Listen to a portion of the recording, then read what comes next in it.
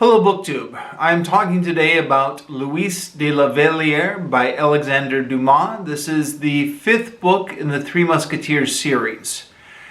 Depending on which publisher you read, publishers in English divide the series into different volumes.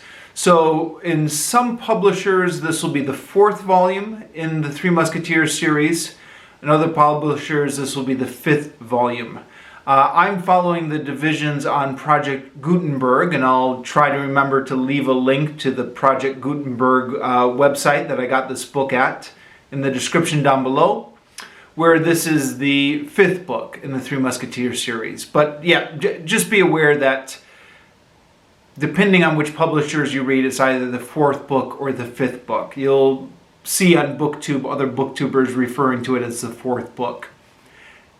Anyways, with all that out of the way, here are my thoughts on the fifth book in the Three Musketeers series, Louise de la Valliere.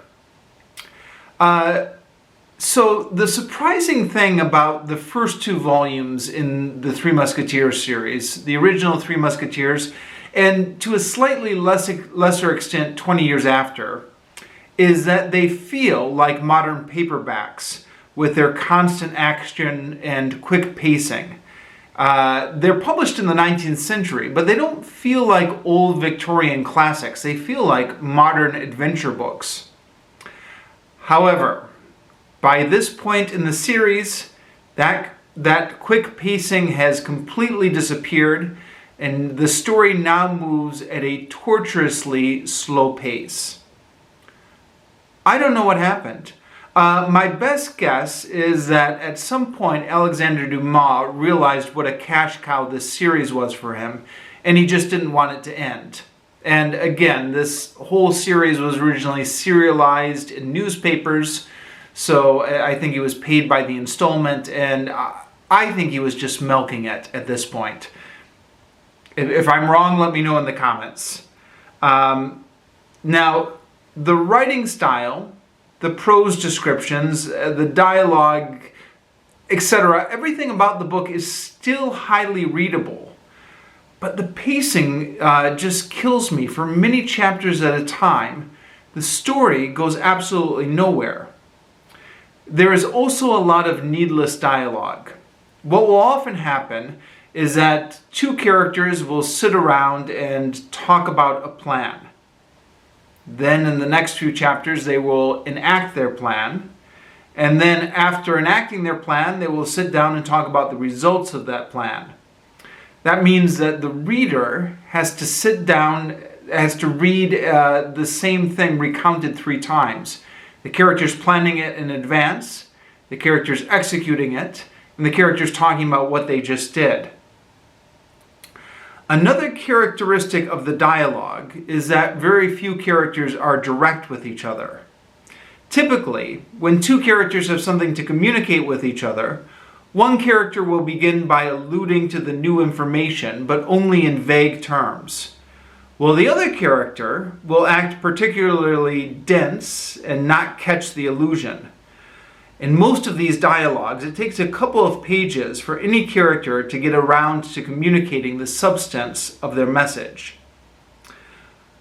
This is particularly irritating to the reader when it's drawing out something that the reader already knows anyways, since a fair amount of the dialogue is just recounting events that the reader has already witnessed. So, I would classify the Three Musketeers and 20 Years After as page turners, but Louise de la Valliere is a page stopper. I wouldn't go so far as to say it's a bad reading experience, but it's not the kind of book that encouraged me to keep flipping the pages. I would typically read a couple pages a day, then realize that the story wasn't going anywhere, and decide that I had had enough of this book for the day.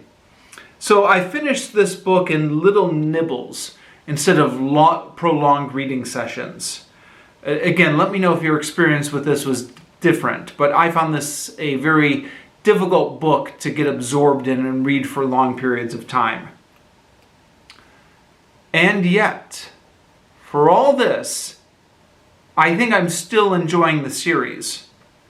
I'm enjoying the large cast of interesting characters, both historical and fictional, that Dumas has by this time fleshed out. I'm enjoying the complexity of the story and the many different plots and subplots that Dumas is juggling. And I'm continuing to enjoy how much real history is integrated into this story. So I'm still glad I'm reading this series, even if the pacing is beginning to frustrate me a little bit. And then, finally, in the last few chapters of this book, stuff actually does begin to happen. And then it all becomes exciting once again. I'm optimistic that the last book in this series, The Man in the Iron Mask, will pick up the pace even more. There are a number of plots that have been simmering for some time now, and hopefully they'll all get a decent payoff in the last book. But we'll see what happens in that book when I get to it. Another note is that as this is historical fiction, there's a temptation to go over to Wikipedia and see what happens to the historical characters. Already by looking at the Wikipedia page, I can see that Louise de la Valliere's story arc is not going to end well for her.